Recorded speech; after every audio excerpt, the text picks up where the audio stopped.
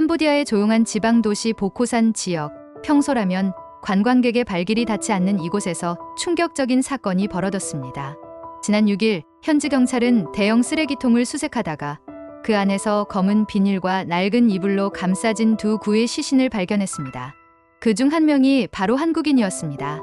발견 당시 그의 얼굴은 심각하게 부어 있었고 온몸에는 선명한 피멍과 검붉게 굳은 핏자국이 가득했습니다.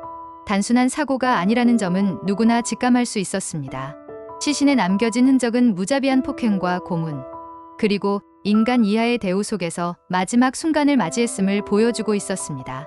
특히 눈 주위와 갈비뼈, 부근의 손상은 반복적인 구타를 당했음을 시사했고, 손목과 발목 부근의 자국은 결박 상태로 장시간 학대를 당했을 가능성을 강하게 암시했습니다. 한국 외교부는 즉각 사실을 확인하고 영사 조력을 약속했지만 이미 되돌릴 수 없는 비극 앞에서 충격과 분노가 커져갔습니다. 더욱 소름 끼치는 사실은 이 장소가 평범한 마을이 아니라는 점이었습니다. 시신이 버려진 곳은 웬치라 불리는 범죄 단지, 다시 말해 국제적인 사기 콜센터가 밀집한 구역이었습니다. 이곳은 중국계 갱단이 주도적으로 운영하는 범죄 네트워크의 심장부로 전 세계에서 모여든 수많은 사람들이 속아들어와 감금과 폭행을 당하며 범죄에 강제로 동원되는 악명 높은 곳이었습니다. 이번 사건은 단순히 한 사람의 비극적 죽음에 그치지 않습니다. 그것은 한국 사회를 향해 던져진 경고이며 해외 범죄 조직의 잔혹한 실체를 여실히 드러내는 충격적인 증거입니다. 캄보디아에서 발견된 한국인 시신 사건의 충격은 단순히 범죄 소식에 그치지 않습니다. 현지 경찰 조사와 외신 보도를 종합하면 이 남성이 숨져 있던 장소는 웬치라 불리는 대규모 범죄단지였습니다. 이 범죄단지는 흔히 사기 콜센터라 불리며 수십 명에서 많게는 수백 명이 집단으로 합숙하며 범죄에 동원되는 구조를 갖추고 있습니다. 주로 보이스피싱, 투자 리딩 사기, 가짜 쇼핑몰 운영 등 온라인을 통해 막대한 돈을 갈취하는 것이 특징입니다. 하지만 더 큰 문제는 이곳이 단순한 사무실이 아니라 사실상의 감옥이라는 점입니다. 일단 발을 들이면 자유는 사라지고 범죄에 참여하지 않으면 구타와 고문이 이어집니다. 경찰이 사실상 개입하기 어려운 치외법권 지역으로 운영되며 대부분 중국계 갱단이 주도하고 있다는 점에서 그 위험성은 더 큽니다. 이들은 피해자를 단순한 범죄 도구로 취급할 뿐 아니라 성과를 내지 못하거나 탈출을 시도하는 순간 잔혹한 폭력을 가합니다. 이번에 숨진 한국인 역시 단순한 여행객이 아니라 어떤 경로로든 이 범죄 단지와 얽혀 들어간 것으로 추정됩니다. 현지 언론은 그가 조직 내부에서 금전적 문제에 휘말렸을 가능성을 제기하고 있으며 이는 범죄 조직이 내부 규율을 유지하기 위해 살해와 시신 유기를 서슴지 않는다는 사실을 다시금 확인시켜 줍니다. 결국 이 사건은 개인의 불행한 사고라기보다는 아시아 전역에 걸쳐 은밀히 확장되고 있는 범죄 생태계의 일면을 드러낸 것이라 할 수 있습니다. 캄보디아 범죄단지 사건이 한국 사회에 충격을 준 이유는 단순히 해외 범죄라는 점 때문만이 아닙니다. 최근 몇 년 사이 동남아시아 일대를 중심으로 한국인들이 이러한 범죄 조직에 끌려 들어가거나 심지어 강제로 동원되는 사례가 급격히 늘어나고 있기 때문입니다. 처음에는 고수익을 보장한다는 말에 속아 출국한 사람들이 많았습니다. 온라인 채용 공고나 지인의 권유를 통해 합법적인 IT 회사, 콜센터, 혹은 마케팅 회사에서 일하게 될 것이라는 기대를 품고 현지로 간 것이지요. 하지만 막상 도착해보면 여권을 빼앗기고 외부와 연락이 차단된 채 강제 합숙이 시작됩니다. 탈출을 시도하면 폭행을 당하거나 심지어 목숨을 잃을 수도 있다는 사실이 드러나면서 피해자들은 범죄에 가담할 수밖에 없는 상황에 내몰립니다. 이번 사건 역시 단순히 한 명의 비극으로 끝날 것이 아니라 같은 방식으로 끌려가 고통받고 있는 수많은 한국인들의 현실을 보여주는 상징적인 사례라 할 수 있습니다. 실제로 현지 외교 당국은 캄보디아뿐 아니라 라오스, 미얀마, 필리핀 등지에서 비슷한 구조의 사기 콜센터가 50여 개 이상 운영되고 있다고 지적합니다.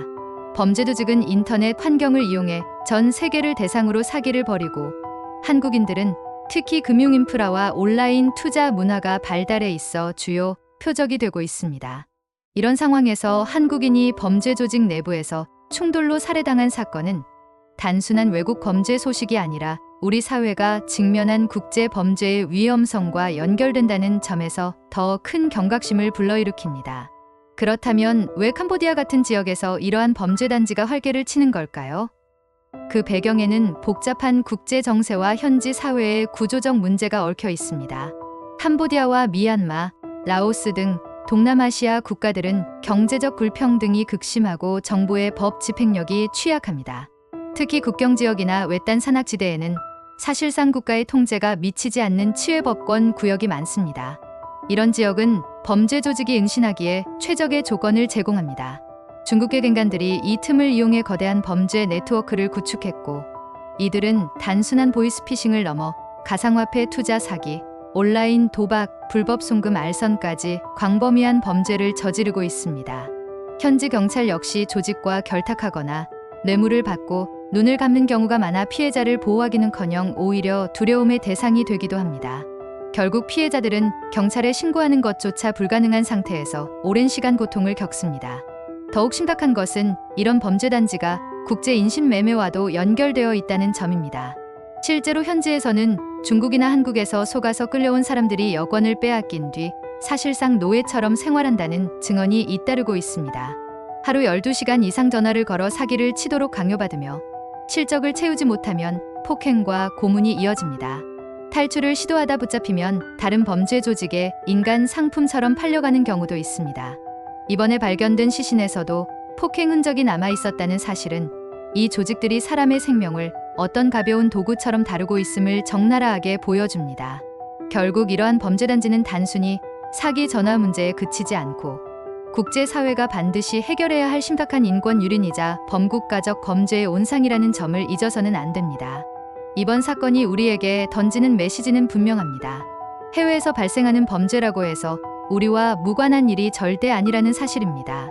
실제로 한국인뿐만 아니라 대만, 말레이시아, 태국, 심지어 유럽인들까지도 이런 범죄단지에 속아 넘어가거나 납치되어 피해자가 되고 있습니다. 따라서 개인은 절대로 고수익 아르바이트, 해외 취업 알선과 같은 달콤한 제안을 쉽게 믿어서는 안 됩니다. 특히 온라인을 통해 접근하는 채용 광고나 SNS 메시지는 대부분 함정일 가능성이 높습니다. 조금이라도 의심스러운 상황이 발생하면 즉시 가족이나 지인에게 알리고 필요할 경우 경찰청 인터폴 담당 부서나 외교부 영사콜센터를 통해 상담을 받아야 합니다. 또한 정부 차원의 대응 역시 시급합니다. 한국 정부는 이미 외교부를 중심으로 현지 공관과 협력해 영사 조력을 강화하고 있지만 더 나아가 아세안 국가들과 긴밀한 공조 체계를 구축해야 합니다. 국제적 범죄 조직을 단속하기 위해서는 국가 간 정보 공유와 합동 작전이 필수적이며 이를 통해 범죄단지를 근본적으로 해체하지 않는 한 제2, 제3의 희생자는 계속 나올 수밖에 없습니다. 이번 사건을 계기로 우리는 해외에서의 안전 문제를 다시 한번 되짚어봐야 하며 단순히 개인의 주의만이 아니라 국가적 차원에서 국민 보호 체계를 확실히 마련하는 것이 절실합니다. 해외를 여행하거나 취업하려는 사람들이 안전하게 활동할 수 있도록 하는 것이 곧 국가의 신뢰와 존엄을 지키는 길이기 때문입니다. 결국 이 사건은 우리 사회 전체가 경각심을 가져야 할 문제이며 방심하는 순간 누구든 피해자가 될 수 있다는 냉혹한 경고라고 할 수 있습니다. 오늘의 궁금해 이야기 어떠셨나요? 좋아요와 구독은 영상 제작에 큰 힘이 됩니다. 감사합니다.